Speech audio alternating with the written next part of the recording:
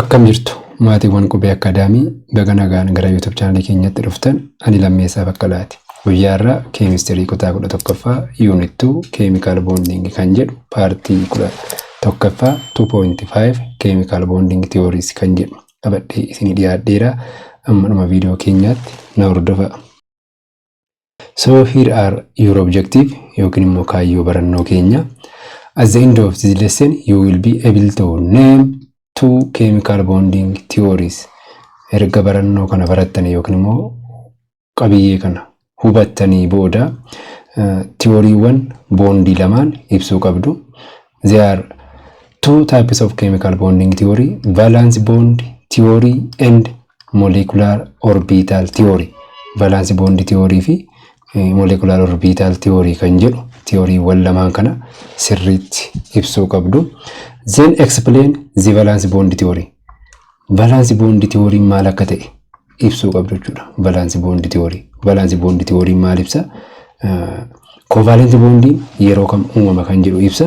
Kanaafuu erga barannoo kana barattanii valence bond theory sirriitti ibsuu qabdu. Then distinguish the Lewis model and the valence bond model. What is Lewis model and what is valence bond model? Garaagarummaa Lewis modelii fi valence modelii sirriitti ibsuu qabdu jechuudha. Lewis modeliin valence elektiroonii dootti fayyadama. Valence bond modeliin immoo covalent bondiin yeroo half field atomic orbitaliin overlap taatu chemical bondingin uumamuusaa ibsaa jechuudha. Then discuss the overlapping of orbitals in a covalent bond formation. Then explain hybridization. Hybridization illee maal akka ta'e ibsuu danda'uu qabdu. Show the process of hybridization involved in some covalent molecules. Covalent molecule muraasa keessatti hybridization akkamittiin akka inni geggeeffamu yookiin akkamittiin akka inni takes place ta'u ibsuu qabdu jechuudha. Kanaaf isaan kun kaayyoowwan barannoo keenya guyyaa irraati jechuudha. So chemical bonding theories. The Lewis model represents chemical bonds by an electron dot formula. Lewis modelin chemical bondi maal fa'itti fayyadamee ibse dot yookiin immoo elektiroonii bifa dootti kanaatiin fayyadamee ibse jechuudha. Look, here is a dot. This dot represents an electron.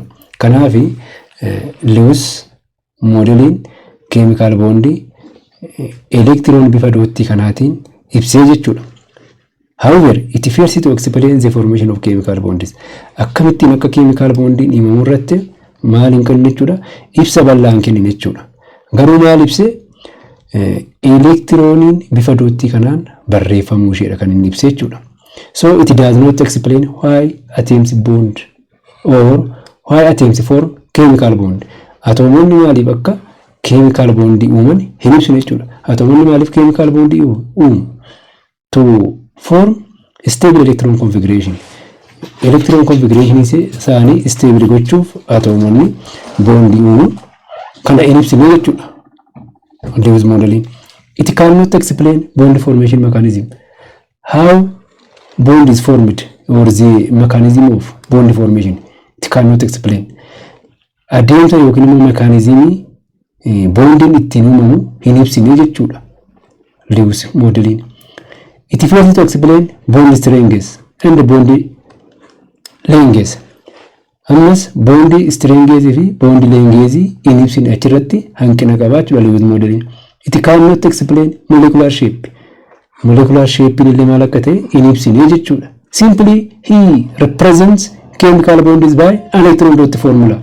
Electron dot formula kana fayyadameetu chemical bond ibsee jechuudha. Kanaafuu wantoota kana arfan sirriitti gadi fageenyaan hin ibsine jechuudha. It does not explain why atoms bond.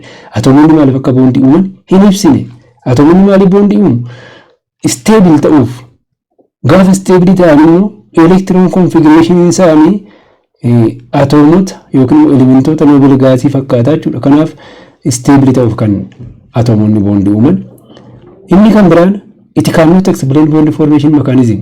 Mechanism yookiin immoo adeemsa kamiin akka bondiin uumamu hin ibsine jechuudha.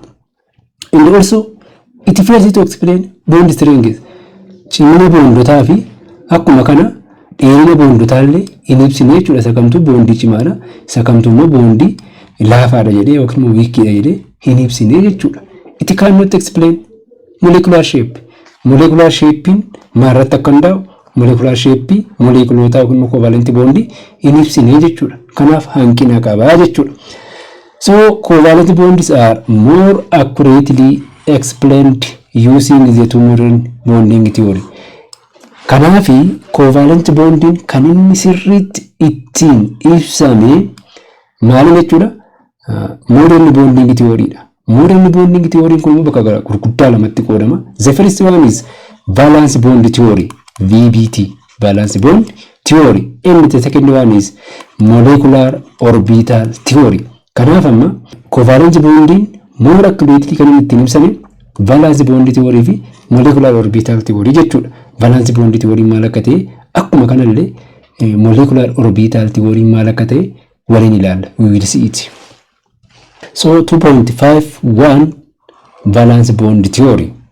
Valence bond theory explains how equivalent bonds form by the overlap of atomic orbitals of two atoms. Valence bond theory maal jedha? Covalent bonding kan inni uumamu yeroo atomic orbital lama overlap wal godhanidha jedha. Atomic orbital, one atomic orbital and another atomic orbital overlap wal godhu, then overlap to form what? To form covalent bond. Yeroo atomic orbitalin lama overlap wal godhan covalent bond uumama jedha valence bond theory. But Lewis model cannot explain the overlap of two atomic orbitals. Akkamitti atomic orbitalin lama akka isaan overlap wal godhan Lewis modelin hin ibsu jechuudha. Kanaaf hanqina kana qaba jennee dabarre jechuudha barnoota keenya jalqabaa keessatti. The basic principles of valence bond theory is that equivalent bond forms when orbitals of two atoms overlap. Akka principle yookiin immoo akka valence bond theory kanaatti covalent bonding kan inni uumamu yeroo atomic orbitalin lama overlap wal godhan jechuudha. Two atomic orbitals overlap. Atomic orbitalin lama maal wal godhu jechuudha? Overlap wal godhu jechuudha. When we say overlap, they share a common region. Overlap wal godhu gaafa jennu maal waliin qabaatu jechuudha? Common region waliin qabaatu jechuudha. The overlapped region, which is between the nuclei of the two atoms, is occupied by a pair of electrons. Fakkeenyaaf asitti maal jedha? Atomic orbital lama gaafa overlap wal godhan, bifa kanaatiin overlap wal godhu. Bakki overlap taate kuni pair of electroniitiin qabamtii jechuudha yookiin immoo they occupied by a pair of electrons. When two atomic orbitals overlap, which is between the two atoms, or which is between the nuclei of the two atoms, it is occupied by a pair of electrons. Pair of electrons kanaatiin kan isaan occupied taatu jechuudha nucleesiin atomota kana lamaanii gidduutti jechuudha. Yeroo kana atomic orbitalin tokko half field electronii qabaata. Atomic orbitalin lammaffaan maal qabaata jechuudha? Half field qabaata jechuudha. Then half field gaafa ta'u walitti maal jechuudha? Half field lama pair of electron uumte jechuudha. Then they form a bond.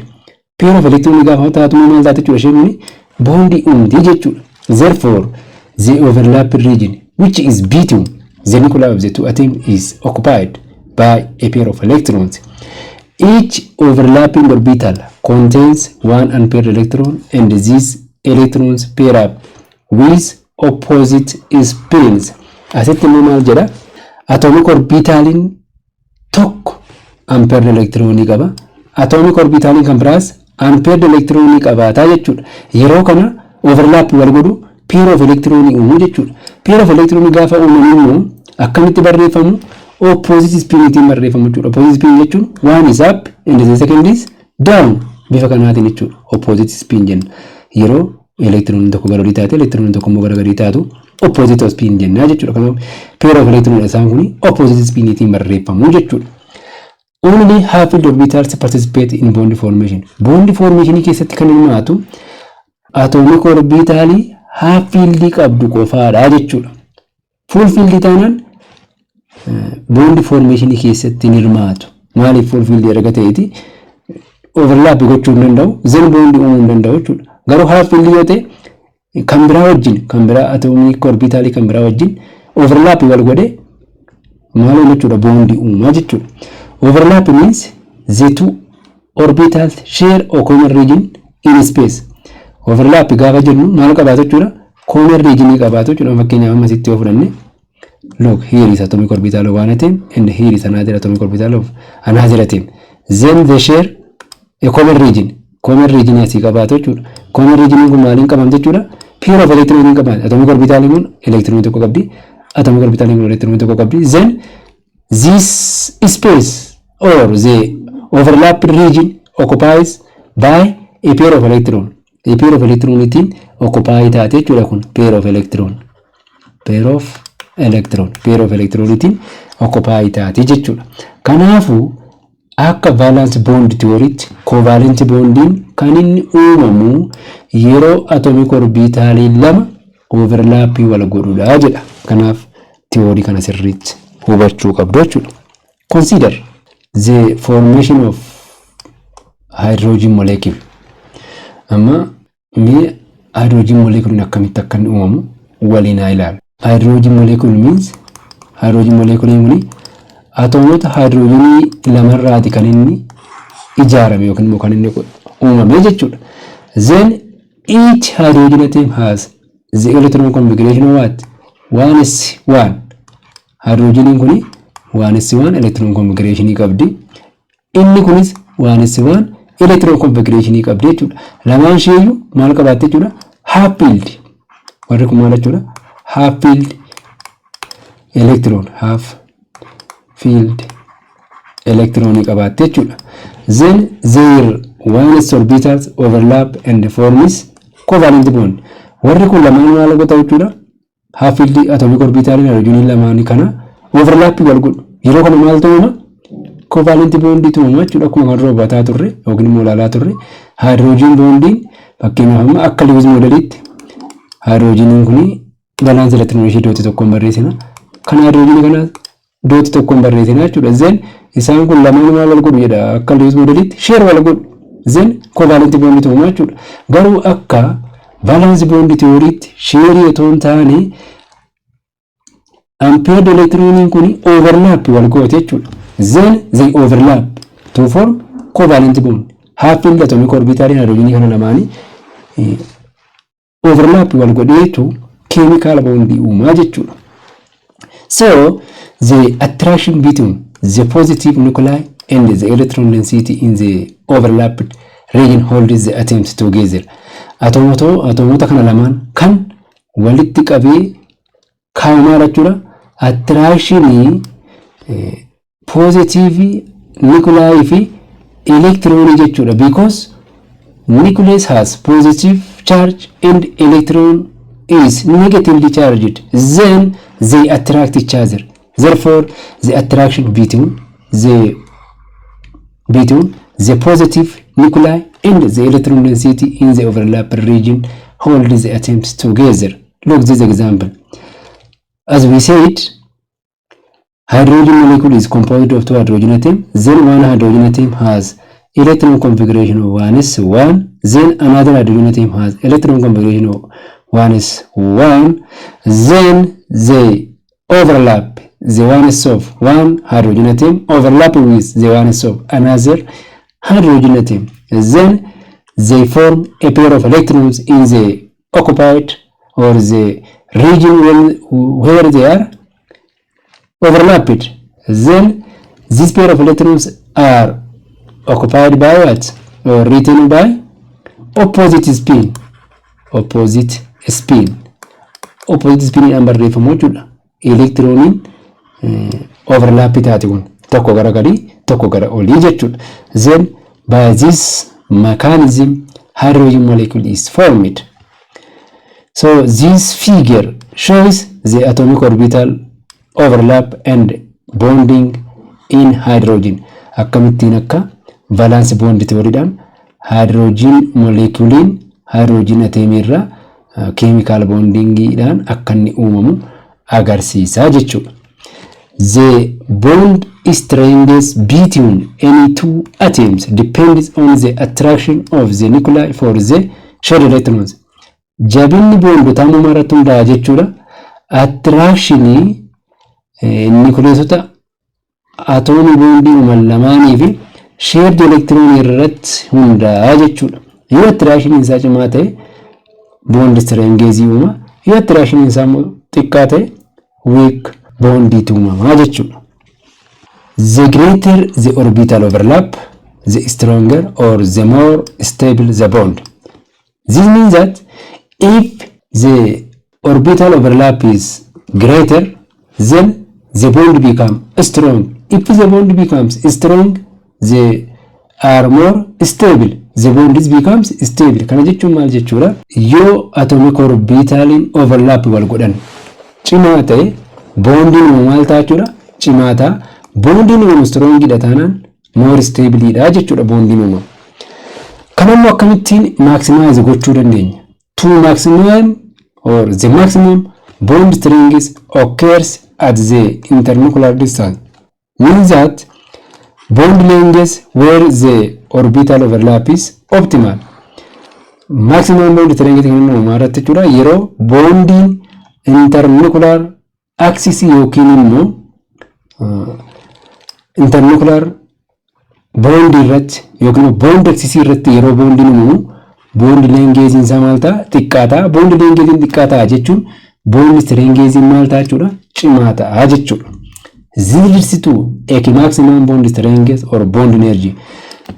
Bond strength maximum yoo ta'e bond energy maal ta'a jechuudha cimaa ta'a jechuudha. Bond energy jechuun maal jechuudha? Bond energy is the energy needed to break or form the bond between two atoms. Energy bondi compound yookiin molecule gidduu jiru gargar baasuuf yookiin gargar cabsuuf akkasumallee bondi uumuuf energy barbaachisu maal jenna jechuudha? We say bond energy. The extent of overlap depends on the shape and the direction of the orbitals. Ciminni yookiin immoo jabinni overlap yookiin immoo electron overlap ta'anii maarratti hundaa jechuudha? Shape of atomic orbital as well as the direction of the atomic orbital. Shape atomic orbital fi direction atomic orbital irratti hundaa jechuudha. S orbital is spherical as you know. S orbital shape is spherical. But P and D orbitals are directional. P mana dumbbell shape P dumbbell shape D no double dumbbell shape jechuudha. Kanaaf P fi D maal jechuudha? They have a direction. They have directional. But S orbital is spherical. Always they are spherical. But P and D orbitals are directional. This directional, when we say this direction, it may involve or it may take place in which the bond strength is maximum.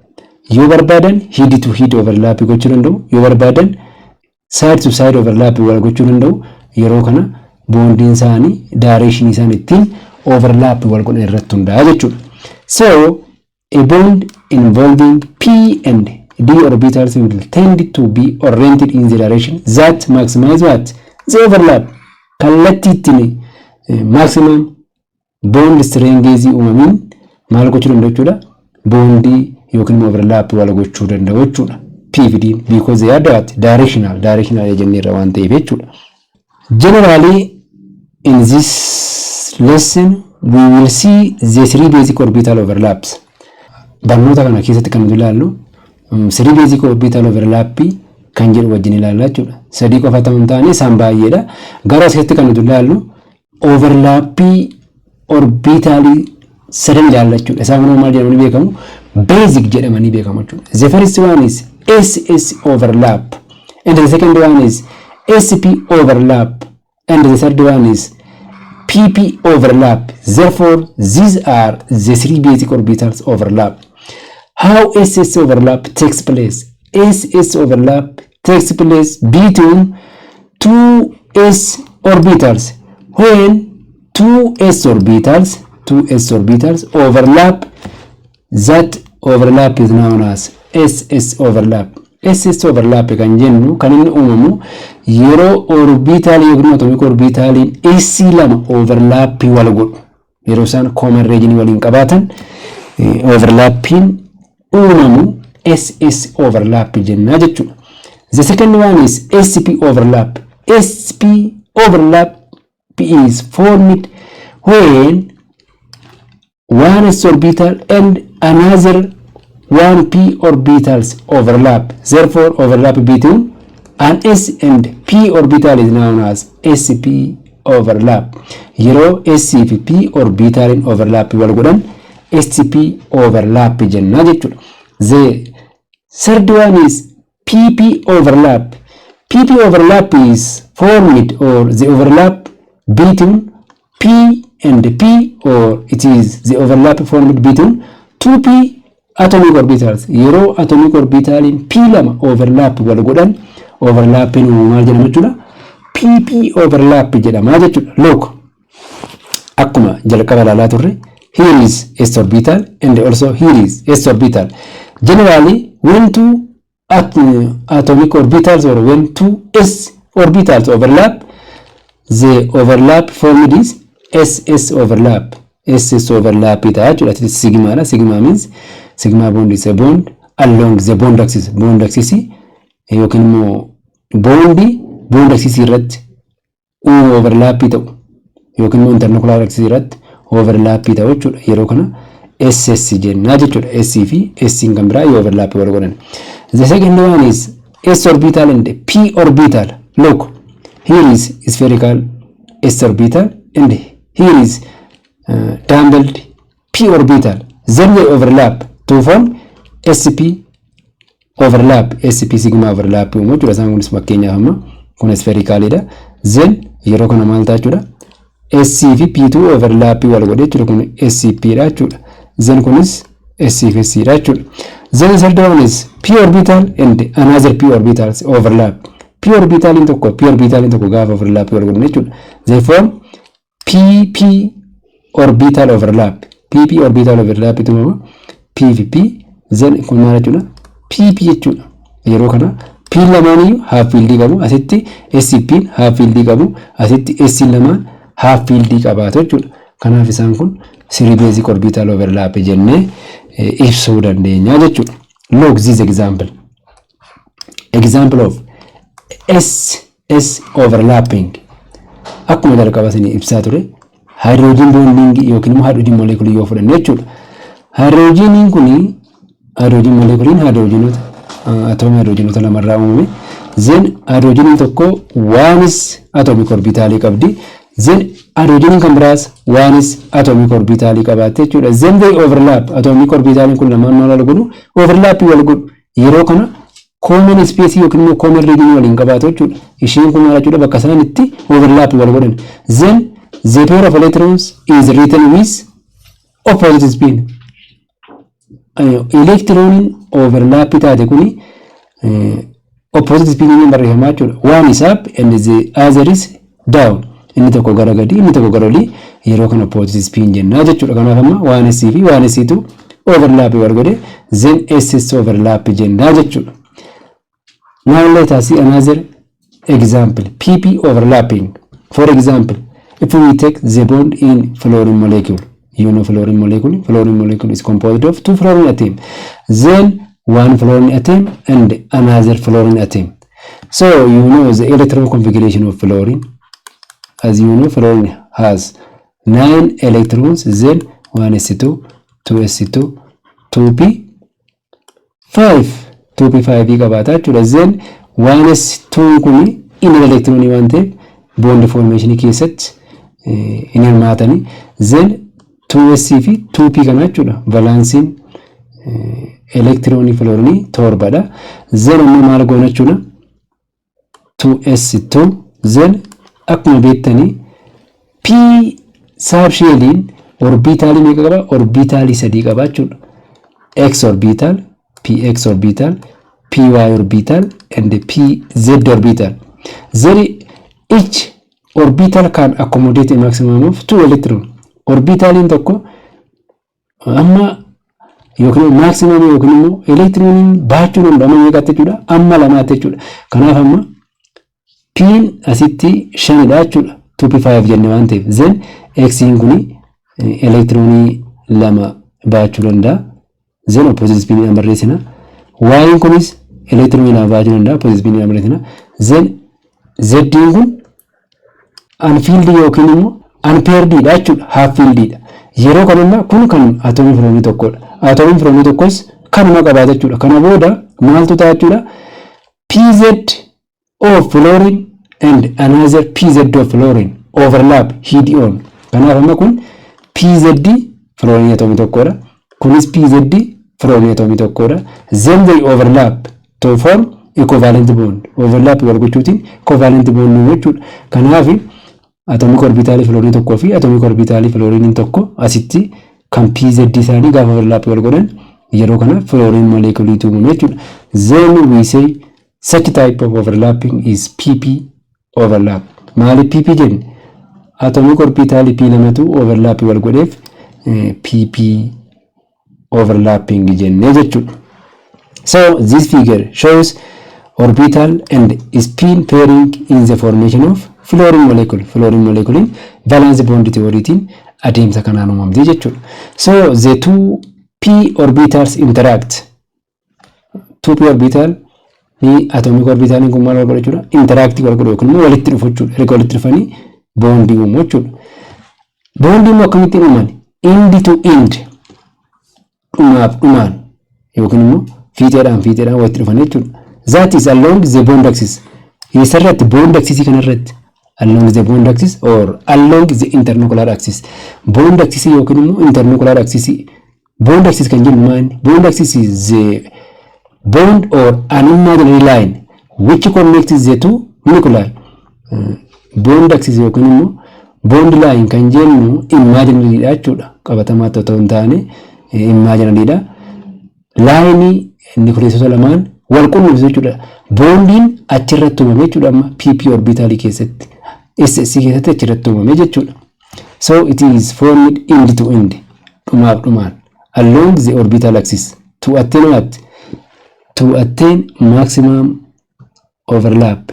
Yeroo atomic orbital yookiin yeroo bondiin internuclear axis yookiin immoo imaginary line kanarratti uumamu we say such type of bond is sigma bond. Sigma bond jenna jechuudha bondiin internuclear axis yookiin immoo bond axis yookiin immoo imaginary line kanarratti bondii uumu sigma bond jenna jechuudha. We will see in ilaalla gara fuulduraatti sigma bond maal akka ta'e jechuudha. Then now let us see another sp overlap.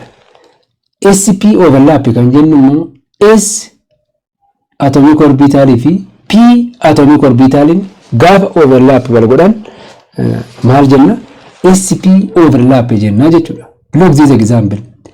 The bond formation of hydrogen fluoride. Then in hydrogen fluoride, as you know, akkuma kanarra beektan hydrogen has one is atomic orbital. Hydrogen one is atomic orbital qaba. Half field qaba yookiin immoo unpaired electron qaba jechuudha waan isirra. Then akkuma isinitti agarsiise isa jalqabaa irratti example jalqabaa irratti fluorine 2p x 2py fi 2pz qabdi jennee dhuma irratti then 2px fi 2py full field dha. Full field dhaan maal keessatti hirmaatan jenne bond formation keessatti hirmaatan. Inni bond formation irratti kan hirmaatu yoo maal qabaate yoo half field yookiin immoo unpaired qabaatedha jechuudha. Kanaafuu asitti 2pz kun maal qabdi jechuudha half field yookiin immoo unpaired electron qabdi. Then waan isii wajjin overlap wal gooti jechuudha. Yeroo kana maaltu uumama bondi hydrogen fluorine gidduutti uumama hydrogen fluoride jenna jechuudha. Therefore this figure shows orbital and spin pairing in the formation of hydrogen fluoride sp overlapping. Yeroo kana kan p along the z axis dha jechuudha.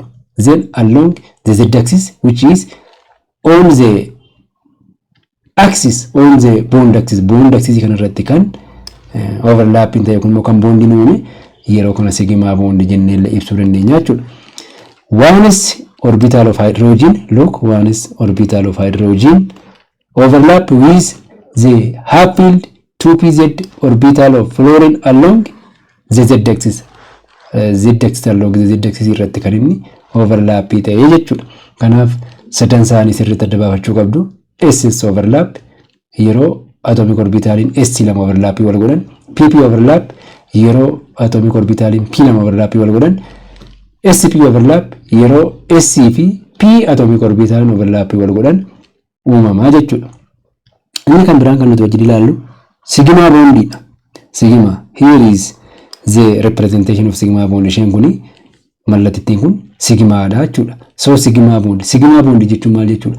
Amma as keessatti kan nuti ilaallu sigma bondii fi pi bond jechuudha. Pi bond garaagarummaa qabu. Sigma bondii maal akka ta'ee fi pi bondii maal akka ta'e sirriitti adda baafachuu qabdu jechuudha. Sigma bondii yeroo kam uumama? Pi bondii yeroo kam uumama? Sigma bond is formed when two atomic orbitals overlap to build up electron density along the two axes. When we say the two axes, the line joining the two nuclei between the two nuclei. Kana jechuun maal jechuudha? Sigma bondiin kan inni uumamu yeroo atomic orbitaliin lama overlap wal godhan. Overlapping kun immoo yoo inni maal ta'e jechuudha? Yoo bond axis yookiin immoo imaginary line kanarratti yeroo nu taasifamu jechuudha. Imaginary line yookiin immoo line yookiin immoo sarara inni kiristoota lamaan wal qabsiisu irratti yoo boondii uume boondii kana maal jenna jechuudha? Sigma bond jenna jechuudha. Therefore sigma bond is formed along the bond axis. Bond axis irratti uumama yookiin imaginary line irratti uumama yookiin immoo internuclear axis irratti boondii yoo uumame sigma bond jenna jechuudha. Internuclear axis yookiin bond axis yookiin imaginary line kan jennu maal jechuudha? Sarara nucleesiiwwan lamaan wal qunnamsiisu jechuudha. Imaginary waan ta'eef jechuudha. Sararri kun qabatamaatti arguu hin dandeenyu. Kanaaf imaginary jenna jechuudha. Overlap kan maal jennee ibsuu dandeenya? Hidden overlap. Hidden jennee ibsuu dandeenya. Indi-on karaadhuma overlap wal gochuu danda'u. Fiixee lamaan overlap wal gochuu danda'u. Linear overlap jechuu dandeenya. End to end dhumaaf dhumaan overlap wal gochuu danda'u jechuudha. Therefore sigma bond is known as or they are referred to as hidden overlap, end-on overlap, linear overlap and end to end overlap. End to end yookiin fakkeenyaaf amma tokko mataadhaan mataa hidden yoo gaafa jennu mataatiin yeroo overlap wal godhan. End to end gaafa jennu immoo fiixee dhumaaf dhumaatiin. Linear overlap gaafa kan jennu immoo yeroo isaan leerii uuman. End-on overlap gaafa jennu immoo karaa dhumaa gaafa isaan wal godhan overlap wal godhan jechuudha. Kanaaf karaalee kana arfan overlap wal gochuu danda'u jechuudha sigma bondiin. Akkuma jalqaba ibsinee turre SSC fi SP they are always overlap along the nuclear axis. Hence result only in sigma bonds. SSC fi SP kun kan isaan overlap wal godhan maal jechuudha? Nuclear axis yookiin immoo bond axis irratti. Bond axis irratti taanaan immoo maal jennee waamna jechuudha? Sigma bond jenna jechuudha. Bondii uumu kana sigma bond jenna jechuudha. Kanaaf SSC fi SP sigma bondiidha kan isaan uuman. Yeroo hundumaa sigma bondii uumu jechuudha. All single bonds are sigma bonds. Single bondii hundi isaanii maal jechuudha? Sigma bondiidha jechuudha. Maaliif they are overlap with end to end or head-on or linearly overlap. Linear overlap jechuu dandeenya. End to end jechuu dandeenya jechuudha. Fakkeenyaaf kan hydrogen kana yoo fudhanne maala? Along the bond axis or along the nuclear axis. Imaginary line kana irratti kan isaan overlap wal godhan jechuudha. Kanaaf sigma bond jenna jechuudha. But sigma bonds exist both in single bond as well as multiple bond. Sigma bondiin kun single bond keessa jira, multiple bond keessa jira jechuudha. Garuu single bondiin hundi isaanii sigma bondii qofa qabu jechuudha. Pi bondiin qaban. Kanaaf sigma bondiin single bondii fi multiple bondii gaafa jennu it may be double bond or it may be triple fi double bondii multiple bondii jennee ibsuu dandeenya jechuudha. Single bond isaaf electron density along the bond axis. Single bondii kun immoo bondii isaa irratti uumama jechuudha. Bond line yookiin immoo bond akkasii irratti uumama. Imagine ilaanii sana irratti uumama jechuudha. Yeroo kana single bond maal ta'a jechuudha? It is strong. Strong ta'a jechuudha. Now let us see examples of molecules containing sigma bonds are hydrogen molecule, fluorine molecule, hydrogen fluorine, hydrogen fluoride. Isaan kun hundi isaanii maal jechuudha? Sigma bond jechuudha. Ammasitti hydrogen S overlap dha. Fluorine P overlap dha. Hydrogen fluoride SP overlap dha jechuudha. Ammasitti PP kuni maal uumuu danda'a? Sigma bond uumuu danda'a, pi bond illee uumuu danda'a jechuudha. Sigma bond kan inni uumu if they are overlap head to head or end to end. Head on gaafa overlap wal godhan. Yommuu side yookiin parallel overlap wal godhan PPP kuni P overlap kun maaluma jechuudha? Pi bond jechuudha. Kanaaf lamaan isaa uumuu danda'a jechuudha. Kanaaf bifa kanaatiin sigma bond ibsuu dandeenya jechuudha. Look amma kana yoo fudhattan hydrogen fi fluorine walitti dhufanii hydrogen fluoride uumu. Then hydrogen waan atomic orbital qaba waan asirra fluorine 2pz dha waan half filled orbital qaba yookiin electron qaba. Then overlap wal godhu common region waliin qabaatu yeroo kana sp overlap dha along the bond axis dha sigma bond jenna jechuudha. Look ammasitti fluorine lama jechuudha. 2pz1 2pz1 jenna jechuudha. Then overlap wal godhu hidden overlap yookiin immoo indi to indi overlap jechuudha. Fakkeenyaaf kun hiddi yoo ta'e kunis hiddi yoo ta'e hiddoon jennaa jechuudha. Kun immoo indi yoo ta'e kunis indi yoo ta'e indi to indi jennaa jechuudha. Linearidha kun immoo straight line waan ta'eef linear jenna. Yeroo kana sigma bondidha. PP overlapping fluorine bifa kanaan agarsiisuu dandeenya jechuudha. Inni kan biraan pi bondidha. Pi bond jechuun maal jechuudha? Pi bondin akkamitti uumama? Garaagarummaan pi bondii fi sigma bondii maal? Pi bond is formed when atomic orbitals overlap along the perpendicular to the nuclear axis. Asitti immoo pi bondin kan inni uumamu yeroo atomic orbital lama overlap wal godhan bondii uumu ta'e bondin uumu kuni perpendicular to nuclear axis yoo ta'e jechuudha.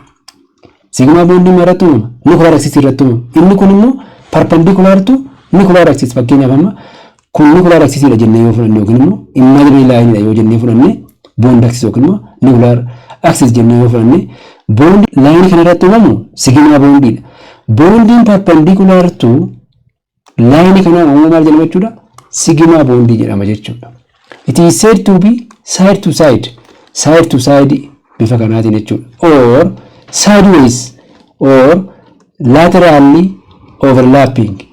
Side to side jechuu dandeenya. Sideways jechuu dandeenya. Parallel overlap jechuu dandeenya. Laterally overlap jechuu dandeenya. No fakkeenyaaf kana fudhanne parallelidha. Then side to sideidha. Yeroo kana bondin uumamu yookiin overlapping uumamu nuclear axis kana yookiin nuclear axis kana gadi ta'a. Yeroo kana pi bondin weak ta'uu danda'a jechuudha. A pi bond exists above and below the plane of the nuclei.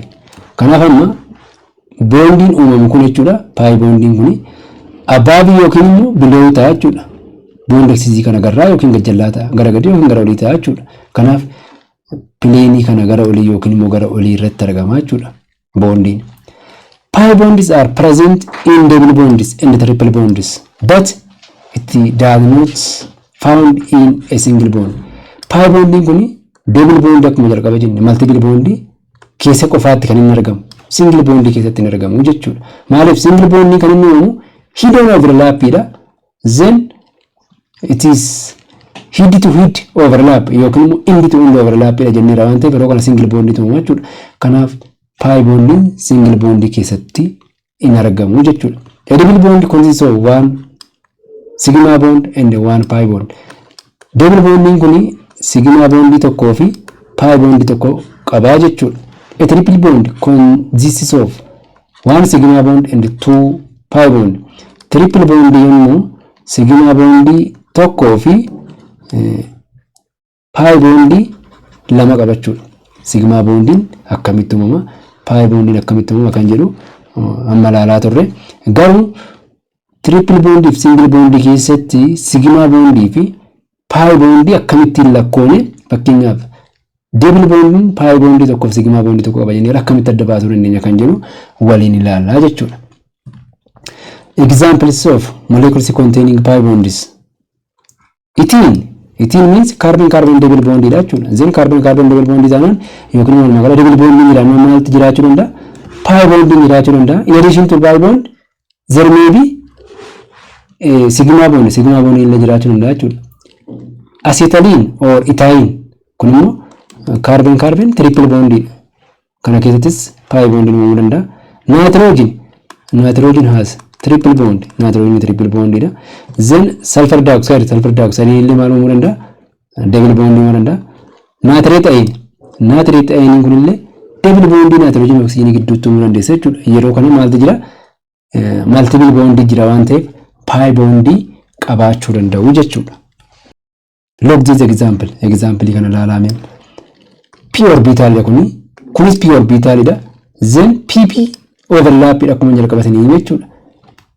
Sideways kun immoo sideways dha yookiin immoo parallel overlap yookiin immoo sideways overlap side to side yeroo kana maal ta'u jechuudha?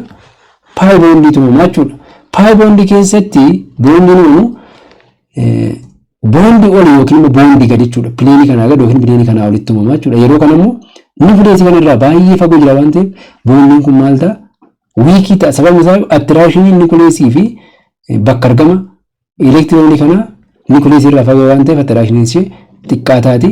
Yeroo kana bondiin kun weak ta'a jechuudha. So kunis isuma kana agarsiisa jechuudha.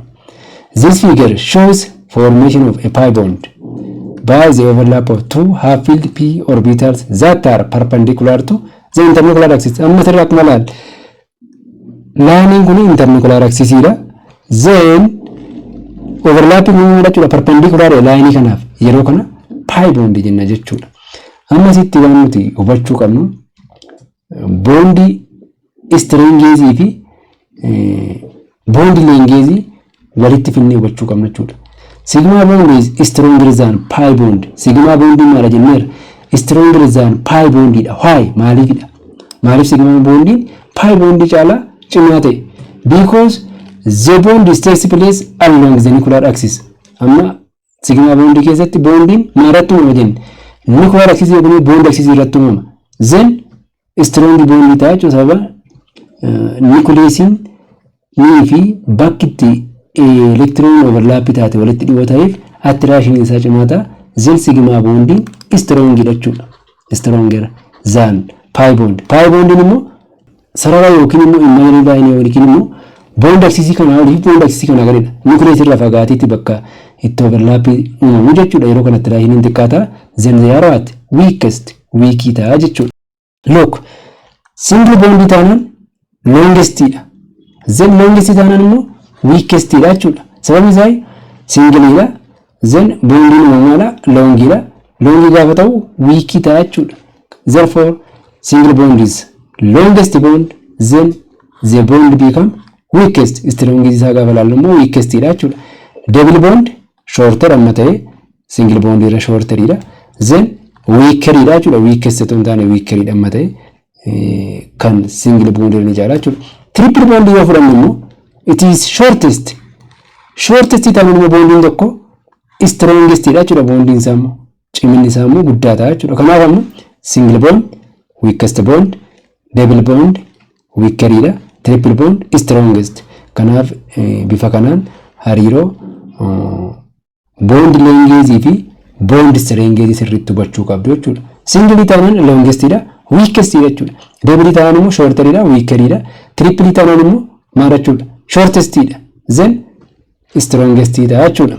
Amma sitti waan tokko akkasii hubattanii barbaada. Why sigma bonds are stronger than pi bond? Maaliif sigma bondiin stronger than pi bond ta'e? Amma fakkeenyaaf nitrogen molecule fudhannee nitrogen molecule maal jechuudha? Triple bond qabaa jechuudha. Amma fakkeenyaaf hydrogen molecule fudhannee immoo maal? Single bond dha jechuudha.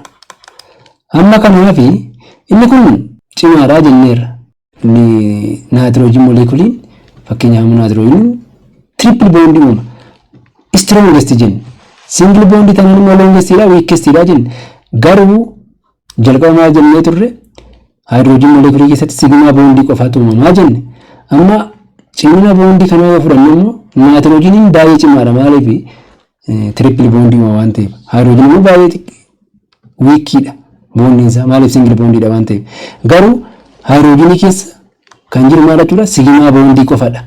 Sigma bond asitti garuu maaltu jira sigma bondin jira zen maa kan biraa maaltu jira pi bondin jira jechuudha. Amma cimina gaafa laallu nitrogen yookiin triple bondin single bond irra cimaadha jechuudha. Maaliif cimaa ta'e asitti kan nitrogen molecule immoo triple bond gaafa fudhannu sigma bond tokko pi bond tokko qaba jechuudha. Sigma bondin dura cimaadha cimaadha dabalataan immoo maal qaba bondi dadhabaa tokko qaba jechuudha. Wal cimsa lama ta'ee jechuudha kan caalu. Nitrogen kana fudhannu immoo bondi cimaa qofaa jira jechuudha. Bondi dadhabaan bira jiru. Bondiin dadhabaa kun bondi cimaa kan biratti gaafa dabalamu garmalee daran cimsa bondi kan. Inni kun garuu bondi cimaa qofa qaba jechuudha. Kanaaf bifa kanaan asitti hubachuu danda'uu qabdu jechuudha. The other one is hybridization of orbitals. Hybridization jechuun maal jechuudha? Akkamitti orbitalonni hybridization geggeessu? You know the definition of hybridization? Hybridization is an imaginary process of mixing atomic orbitals to produce what? Hybrid orbitals. Hybridization kan jennu imaginary process yookiin immoo adeemsa imaginary ta'e adeemsa atomic orbitalii lama walitti makamuutiin hybrid orbitalii uumanii jechuudha. Atomic orbitalii lama kan individualii ta'an jechuudha. Lama gaafa walitti makaman hybrid orbitalii uumu. Adeemsa isaan ittiin hybrid orbitalii uumamu maal jenna jechuudha? Hybridization jenna jechuudha. Maaliif hybridization uumu? Fakkeenyaaf moleculiin tokko tokko immoo kombaanonni tokko tokko gaafa bondi uuman bondi isaan uuman unstable ta'a jechuudha. More stable ta'uuf maal ta'uu qabachuu bira hybridization geggeessuu qabu yookiin immoo atomic orbitaliin kuni walitti makamuu qabu jechuudha. Kanaafuu hybridization atomic adeemsa atomic orbitalii lama walitti manne hybrid orbitalii uumu jechuudha. For example, covalent bond that carbon atoms form or methane fakkeenyaaf methane kana yoo fudhanne jechuudha. Methane immoo simplest hydrocarbon dha. Then carbon tokkoo fi hydrogen afur qaba jechuudha. Akkuma beektan carbon bondi afur uumuu danda'a. Covalent bondi meeqa uumuu danda'a? Afur uumuu danda'a jechuudha. In methane carbon must form 4 bonds. Methane keessatti carbon bondi afur hydrogen wajjin uumuu danda'a jechuudha. But from its ground state it has 2 unpaired electrons in the 2p subshell which enables it to form only 2 bonds. Fakkeenyaaf ground state electron configuration gaafa fudhannu kan carbon jechuudha. Carbon lakkoofsota jaha qaba akkuma beektanii then 1s2 2s2 2p2. Here is ground state electron configuration. Ground state electron configuration of carbon. Amma kun ground state electron configuration carbon jechuudha. Akkuma dura kaasne isheen kun inner electron dha. Bondi keessatti qoodan qabdu inni jechuudha bira dabarraa jechuudha. Kanaaf amma kun ground state electron configuration carbon dha jechuudha. Ground electron configuration carbon dha. Kanaaf amma kan akkamitti ibsuu dandeenya? Here 1s pair of electron dha. We write in opposite spin. Then 2s init lama qabdi. Then akkuma dura ibsaa turre p subshellin orbital sadii qaba jechuudha. Kanaaf amma kaarbooniin meeqa jenneerra? 6 jenneerra mitiire as tokkodha as tokkodha. Asitti immoo isheen kun maaliif pair hin taane hundi roolii follow gooti jechuudha. Bifa kanaan barreessinaa jechuudha. Kun amma ground state electron configuration kan eenyuti? Kan kaarboonidha jechuudha. Amma yeroo kana sila maal jenneerra? Covalent bond kan inni uumamu yeroo atomic orbitaliin lama overlap wal godhanii jenne. Kanaaf amma kaarboonina bifa kanaatiin gaafa taa'u yoo unpaired taate malee bondi hundu jenneerra. Kaarbooniin bondi lama meeqa uumuu danda'a jechuudha. Asitti it forms only 2 bond.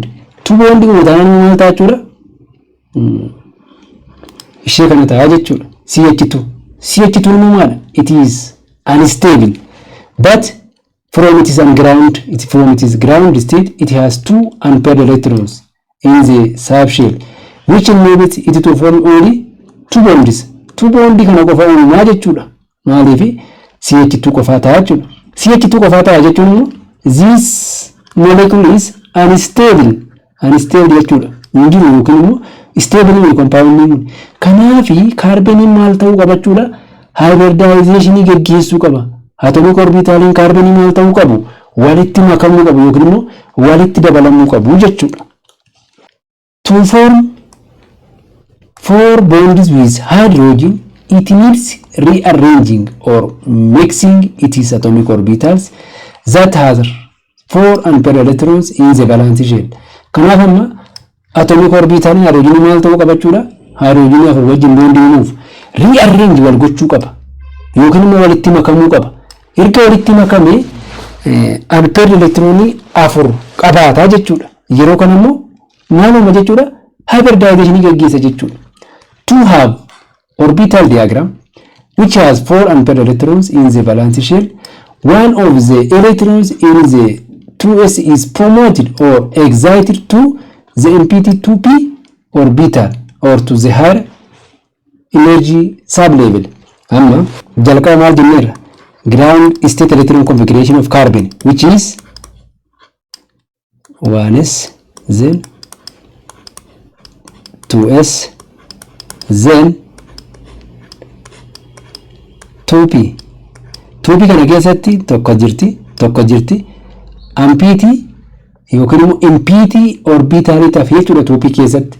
Then amma bondi afur hydrogen carbon wajjin uumuuf electroniin 2s carbon kana 2s irraa gara 2p kanatti maal gochuu qabdu jechuudha? Jump yookiin immoo excited gochuu qabdu jechuudha. Erga excited taatee immoo maal ta'a?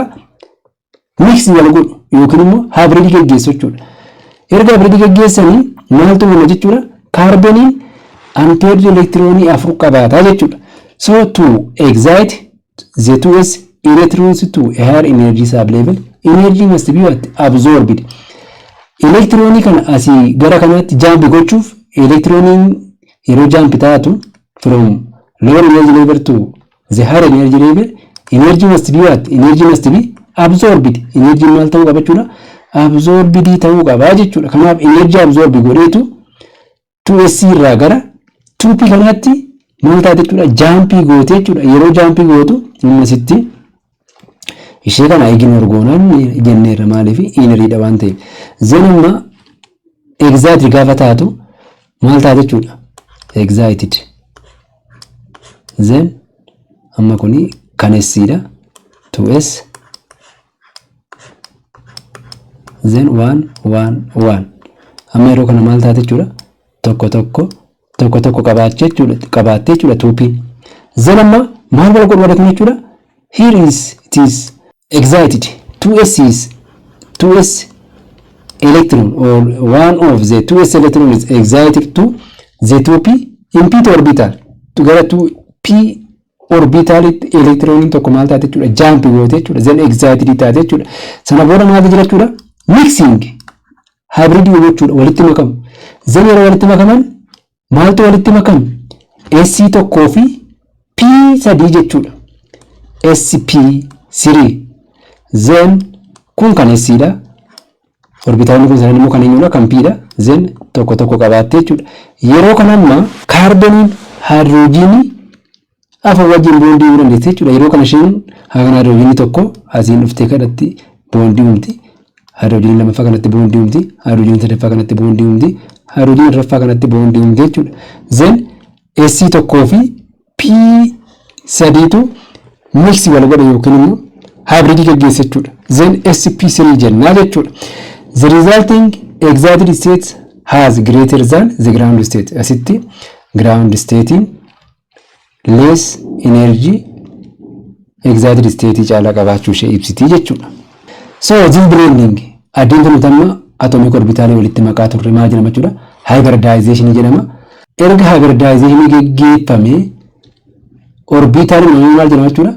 Hybrid orbitals jedhama jechuudha.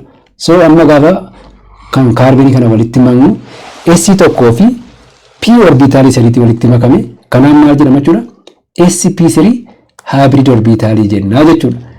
The 1 2s and the 3 2p orbitals of carbon mixed to form 4 new orbitals which is sp3 orbital. Hybrid orbitaalii yookiin immoo orbitaalii haaraa afurtuma jechuudha. Innis orbitaalii C tokkoo fi orbitaalii P3 uumame jechuudha. Yeroo kana iddoo tokkotti ilaalla walitti makamaniiru 4 new orbital jechuudha. Orbitaalii meeqa jira jechuudha? Afurti jira jechuudha. Orbitaalii afurti jira jechuun sp3 ta'ee kan kaarbon jechuudha. Tokkoon ishee maal qabdi jenneerra unpaired electronii qabdi. Then hydrogen unpaired electronii qabdi. Walitti gaafa makaman yookiin overlap gaafa godhan methane kana uumu jechuudha. The 4 new orbitals formed with unpaired electrons can overlap with orbitals of another hydrogen atom. Kanaaf amma sp3 carbon fi carbon and one is of hydrogen overlap sp3 carbon fi one is orbital hydrogen overlap wal gochuun methane uumu jechuudha. They are equivalent to each other in energy and shape. Erga overlap yookiin immoo erga hybrid ta'anii orbitalonni kuni energy isaanii wal fakkaataadha, shape isaanii illee wal fakkaataadha jechuudha. But the shape differ from the atomic orbitals from which they are composed. Amma shape osoo jalqaba hybrid geggeessanii fi erga hybrid geggeesse hybrid orbitalii uumeeti shape isaan qaban adda jechuudha. Adda addummaa qaba yookiin immoo garaagarummaa guddaa qaba jechuudha. The number of new hybrid orbitals formed is equal to the total number of the combined atomic orbital. Baay'inni new hybrid orbitalii qophaa'e yookiin uumamee fi baay'inni atomic orbitalii walitti dhufanii hybrid orbitalii uumanii wal qixa jechuudha. Fakkeenyaaf amma jalqaba kan walitti dhufe S tokkoo fi P3 jechuudha. Meeqa jechuudha kan walitti makame? 4 orbital are mixed. Then new hybrid orbitals, new hybrid. Erga walitti makamanii 1s and 3p. Meeqa jechuudha walitti? 4 jechuudha. Here is also 4. Kanaaf gaafa walitti makamanii fi erga walitti makamanii booda atomic orbitaliin isaanii baay'inni isaanii wal qixa ta'a jechuudha. Look this example. Amma akkuma example kana irraa argaa jirtu jechuudha. The symbol used for hybrid orbitals identifies the kind and number of atomic orbitals used for hybrid orbitals. Symbol yookiin bakka bu'ee hybrid orbitals gosa fi lakkoofsa yookiin immoo baay'ina atomic orbitalii agarsiisuu danda'a jechuudha. Amma kuni sp3 hybrid orbitals carbon fi kan hydrogen agarsiisa methane keessa jechuudha. Amma isheen kun hydrogenidha, 1s dha. Then isheen kun immoo sp3 carbon jechuudha. Then overlap wal godhu jechuudha. Then hydrogen 1s, then sp3 carbon overlap wal godhu jechuudha.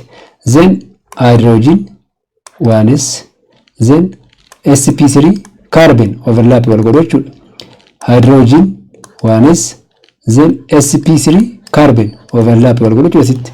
Kanaaf amma maal agarsiisa jechuudha fiigariin kuni hybrid orbitalii sp3 carbon fi kan hydrogen yeroo methane uumamu bond uumamu jechuudha.